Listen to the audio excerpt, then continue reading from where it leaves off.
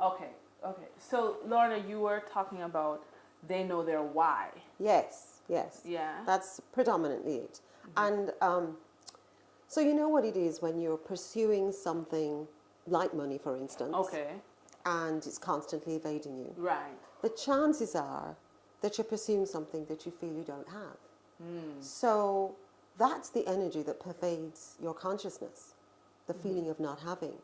And if you're pursuing something with that feeling, with that energy, the chances are that you'll continue to find the thing that you think you have, which is nothing. So it becomes a vicious cycle. So if I'm taking the position of lack, I don't have, Absolutely. then indeed I won't have. You reinforce it. Oh. Because we are where we place our attention. You know, somebody once said that we are, in fact, our attention.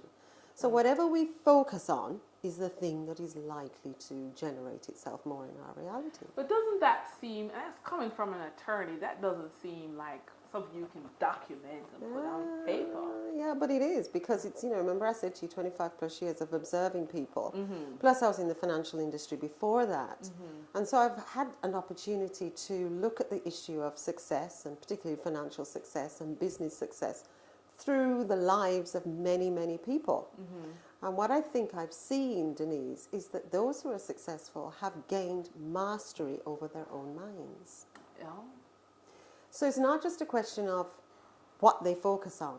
It's a question of the decisions that they've made that are, all of them are in congruency with each other.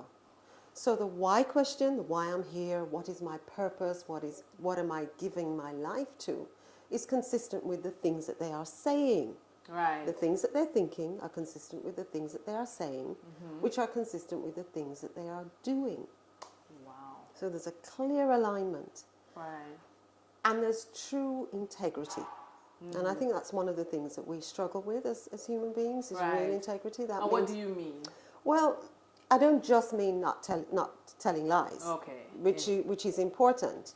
But I also mean being truthful with yourself. And that means checking yourself, checking your emotions, asking yourself why you feel a particular way, why you're thinking a particular way, and being truthful about the answers that you get. Right. Now that means checking within, not without.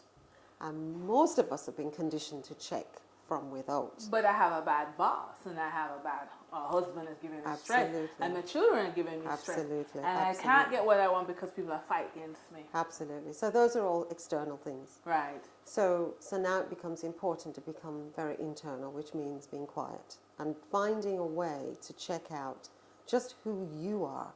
And most of us don't embark upon that journey because we lead busy lives. Yes. But I'm telling you about the people who I've observed who have gained mastery. Yes. And they find time to do that because it is the most single important thing for them to be doing. So it seems as if the path, the fabulous life that we're talking about, you know, being financially independent, having a life coach and doing the things that you want to do, travel or volunteer or such, starts from in here. All of it. Yeah. What about the concept of being fully resourced? There's an idea that you actually have everything you need already. What if you can't see it? Yeah, and you probably can't. You know, the story I usually use is, or the metaphor I usually use is, you know, when you're driving and you're maybe a very competent driver, you've been driving for many years, and you know how to use your rear view mirror and you know how to use your wing mirror. There's always that spot which is your blind spot. Yes. And it doesn't matter how experienced you are, that blind spot exists. Right. So often, if you have somebody who can stand right there and see into that blind spot, they can help to reveal to you more of who you really are. So you get the full picture, not just part of the picture. So that's a metaphor I often use to help people to understand that no matter how good you are, no matter how well read you are, no matter how intelligent you are, there's always going to be aspects about your own self that you need help to have revealed to you. But the question of revealing is a quest. I think one has to make a decision to go on a quest of self-knowledge. Okay. It's not something that happens overnight. Right. But I think if one is determined and focused about it, that it can happen to happen for you gradually over Right. time. It just seems uh, almost tough, I could say, for you to say I'm in a position of lack. I'm not in a job I like. I'm not in a situation I like. But I now have to start thinking positively. That doesn't seem real. Yeah. You see, I'm not an advocate of the positive thinking because I Okay. think it's, it tends to be superficial Mm-hmm. and it's not very long lasting. Mm-hmm. Real change comes from a shift in perception, and that's something that you need to work on. It's not going to happen overnight, Right. but once you begin to realize that there is another way of looking at this, then what you're seeing actually changes. Right. So that when you see difference, you begin to believe different, and then you begin to act differently. All right. So give me a practical application from a perspective of I hate the job I'm in, for example. Okay. Well, I don't usually deal with that, of course, in my Well, I yeah, work that's as a right. lawyer. Uh-huh. But if I were coaching someone, because I'm a life coach too, if I were coaching somebody in that, we would step back. So we would step back and use the template of, okay, so who are you, Dennise? Okay. Who are you?